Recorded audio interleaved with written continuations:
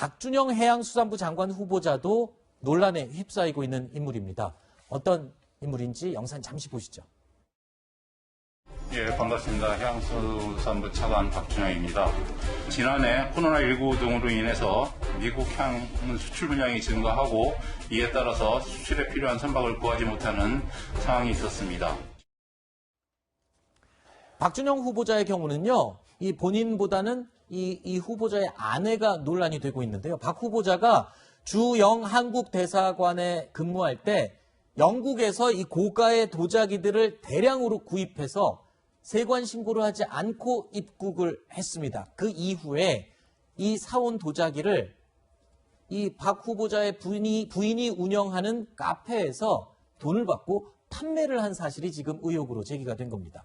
이 내용은요, 이 배우자가 SNS에 올린 사진과 글로도 확인이 되는데 지금 보시는 이 부분입니다. 영국에서 고가의 도자기로 유명한, 아시는 분들은 아시겠지만 글쎄요, 저는 잘 구분이 안 됩니다만 고가의 도자기라고 얘기를 하더군요. 자, 그래서 이 많은 그릇들을 사왔다.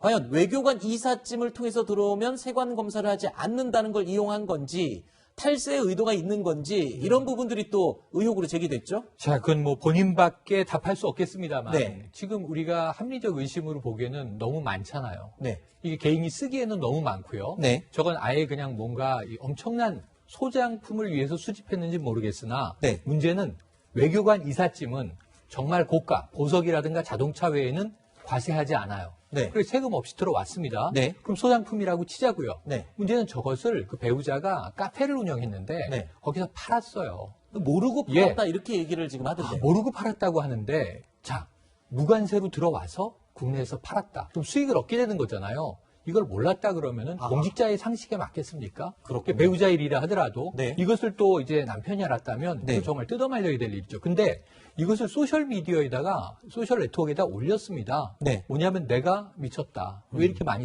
가져왔을까? 또 이걸 정말 때 빼고 광내고 닦았더니 반짝반짝 너무 이제 광이 나고 예뻐졌다 하면서 좀 이 물건을 자랑하는 듯한 공개적인 또 행보를 했단 말이죠. 네. 그리고 실제로 이제 판매를 했고요. 네. 그럼 이게 불법 판매가 될 수밖에 없는 상황인데 어쩔 수 없이 몰랐다고 해도 처벌 대상이고 네. 알았다면 이건 의도적인 부분이라 네. 아마 이번에 상당히 박준영 후보자가 곤욕을 치르지 않겠나 싶습니다. 자, 일단은 뭐 박준영 해양수산부 장관 후보자 측에서는 이렇게 얘기를 했습니다. 배우자가 취미로 구입한 중고품이다. 아까 말씀하신 네. 대로 그렇게 해명을 했고요. 또 카페에서 도자기를 판매했지만 고의성은 없었다. 다만 이 국민의 눈높이에 맞추지 못한 점에 대해서는 사과드린다라고 입장을 밝혔습니다. 내일 청문회에서 이게 좀 주요 안건으로 논의가 될까요? 맞습니다. 사과를 이렇게 했는데도. 아니, 무슨 일만 하면 사과하고 끝내는 게 지금 계속 됐고, 네. 그러면서 밀어붙여가지고 결국, 동의서 없이 통과되는 게 많았는데, 사실 이걸 보면서 일반 사람들 보따리 장사 생각을 해요. 네. 외국에 가가지고 보따리를 해가지고 파는 경우도 있는데, 이건 생계형 같은 경우인데, 지금은 세관을 그냥 통과했다는 거 아닙니까? 네. 보통 사람들 얼마나 깐깐하게 하는데요, 세관 같은 경우에는. 그런데 외교관 이삿짐이기 때문에 그냥 넘어간 거예요. 네. 그러면 이게 특혜를 본 거잖아요. 그런데 그거를 또 이익을 봤다.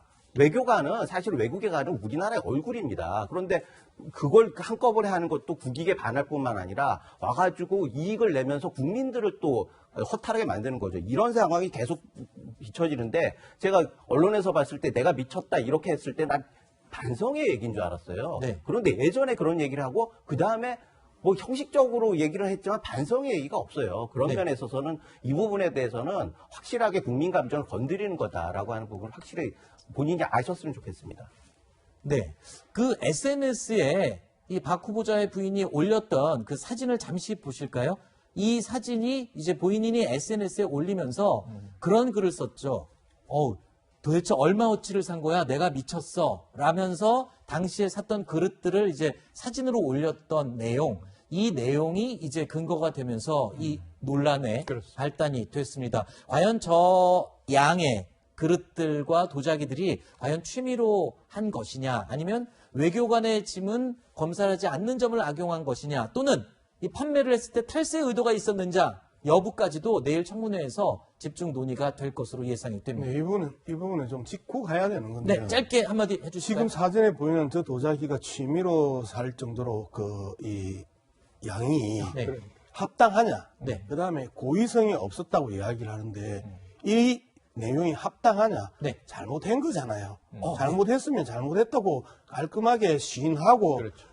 이 부분에 대해서는 정말 도의적으로 정말 죄송합니다. 저 네. 때문에 상처받은 국민들에게 네. 죄송합니다 하고 이야기하면 될 건데 네. 저걸 고의성은 없어. 무슨 뭐가 고의성이 없어. 들어올 때는 알고 들어왔고 네. 그리고 저렇게 들어와가지고 방금까지 네. 이런 부분에 대해서 계속해서 감추려고 하고 변명하려고 하면서 네. 국민들이 화가 나는 거거든요. 아, 예. 이런 부분에 대해서는 명확하게 잘못했다고 이야기를 하는 게 맞고요. 잘못했다는데 뭐 잘못했다면 다냐 또 이런 식으로 비판하지 마시고 알겠습니다. 사과했었을 때 정중히 사과했었을 네. 때는 충분히 받아들일 수 있는 그 또 국민의 눈높이가 그거잖아요. 잘못했다고 하면 받아들이죠. 알겠습니다. 예. 저 깜짝 놀랐습니다. 저는 그 여당에서 지명한 후보자라서 좀 옹호하는 의견을 말씀해 주지 않았는데 잘못한 건 이렇게 잘못했다고 얘기를 하셔야 해야 돼요. 된다. 네. 자, 송영길 신임 대표가 내일 청문회에서 어떤 그렇습니다. 이 지침을 또 내려서 또 청문회를 진행할지도 굉장히 기대가 되네요. 알겠습니다. 자, 김 교수님은 여기서 인사를 드리고 다음 내용으로 계속 이어가겠습니다. 오늘 말씀 고맙습니다. 감사합니다.